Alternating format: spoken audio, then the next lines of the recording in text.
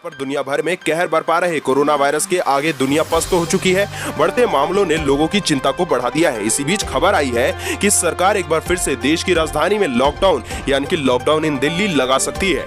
देश की राजधानी दिल्ली में बेतहाशा बढ़ते कोरोना संक्रमण यानी कि कोविड-19 जो पॉजिटिव मामले आ रहे हैं उनको देखकर एक बार फिर से सख्त लॉकडाउन लगाने की तैयारी चल रही है। और इस बार का जो लॉकडाउन लगेगा उसमें कोई भी छूट आप सभी को नहीं मिलने वाली है।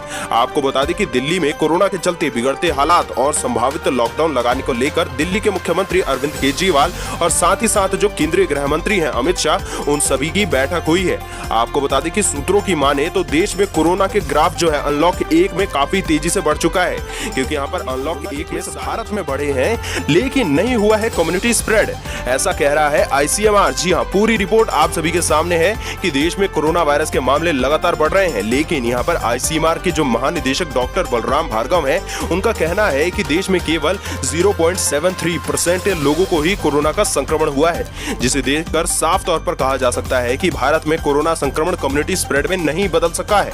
और आपको बता दें कि डॉक्टर भार्गव ने बताया है कि कोरोना वायरस का असर पूरे देश में है। भारत बहुत बड़ा बनाने के लिए भारत समेत दुनिया के कई देश शोध कर रहे हैं। आपको बता दें कि दावा किया जा रहा है कि इस महामारी की वैक्सीन 1 साल में बनकर तैयार हो जाएगी, लेकिन इन सभी के बीच पतंजलि आयुर्वेद के को-फाउंडर आचार्य बालकृष्ण ने एक नया दावा कर दिया है।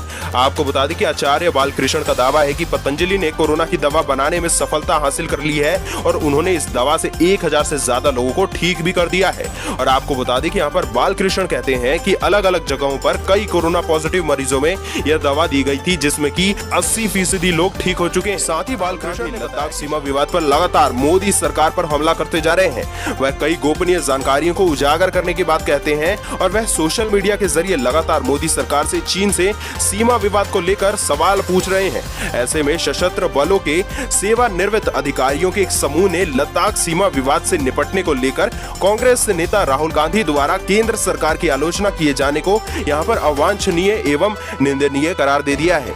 इन अधिकारियों ने एक बयान में कहा है कि पाकिस्तान पर राहुल गांधी के पूर्व में दिए गए बयानों को पाकिस्तान सरकार एवं सेना ने इस्तेमाल किया और उनका समर्थन किया है, जिससे कि राष्ट्र विरोधी ताकतों को बढ़ावा मिला है। ऐसे में राहुल गांधी को फिर वही गलती नहीं दोहरानी चाहिए। बता दें कि इन सेवानिवृत्त अधिकारियों में air vice marshal, air commando और साथ ही ब्रिगेडियर भी शामिल है। अब इसी के साथ कोरोना संक्रमण मान लीजिए हो जाता है, उसके लक्षण दिखते हैं, तो क्या आप जल्द से जल्द जाकर उसकी जांच करा लेंगे?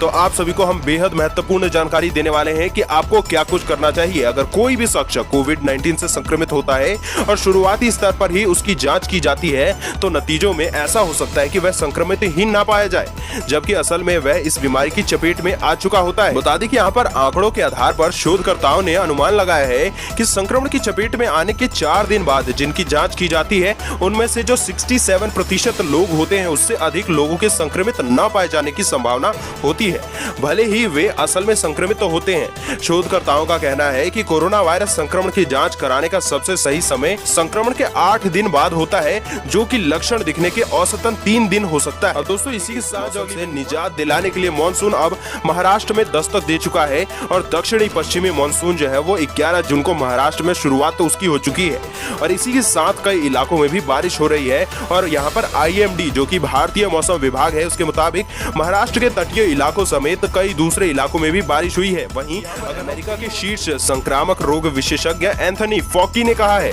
कि सरकार 3 कोरोना वायरस के टीकों का अध्ययन करेगी और इसके लिए फंड जारी करेगी। उन्होंने यहाँ पर CNN से कहा है कि कोरोना वायरस की टीके का विकास अच्छी तरीके से हो रहा है और हमें उम्मीद है कि गर्मियों की शुरुआत तक ऐसा जो है एक टीका बनकर आप सभी के सामने आ जाएगा।